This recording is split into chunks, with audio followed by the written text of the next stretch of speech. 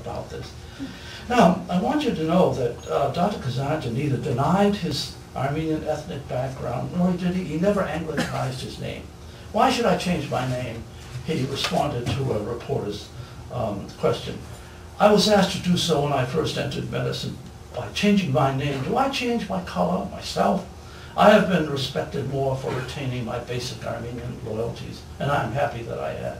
Of course, one expects rebuffs, but that's in store for all minority people. Self-pity has no place in the aggressive mind. It's mental suicide, he said. He liked William Saroyan.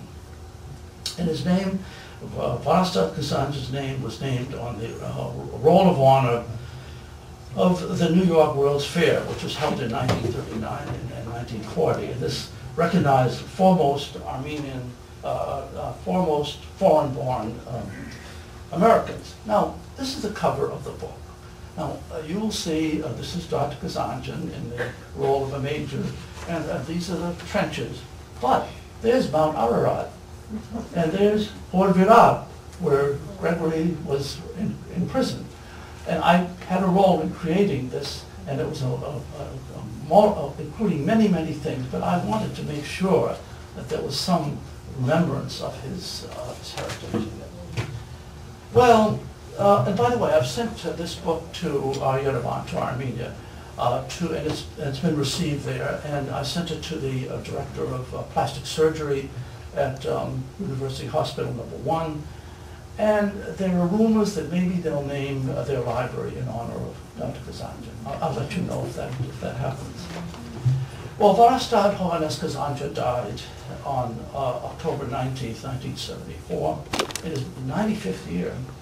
And a very simple, dignified service was conducted there 3 days later at Harvard, and I attended that. And as I sat there, I thought of the first time that I met him, and it was when I was a student at the University of Pennsylvania, and I heard his name being Page, and I ran down to meet him, and he was very gracious to me, and I began a friendship with him at that time.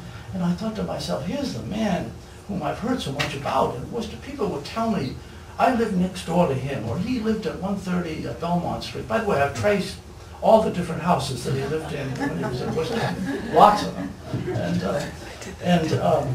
But people took great pride in remembering that he did this or this. And to me, these anecdotes became a familiar part of my life.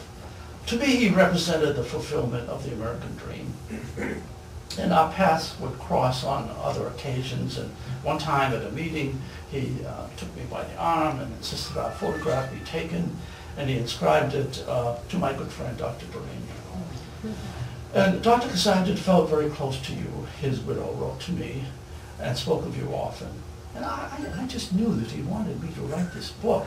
It took me forever, but I finally done it. Now, I suppose if one event were to be singled out when the future direction of Dr. Kazanjian's life was determined, it would be 1900 in, of all places, Worcester, Massachusetts, when he renounced the idea of returning to Armenia, and someone suggested, you take dentistry, that's a good profession.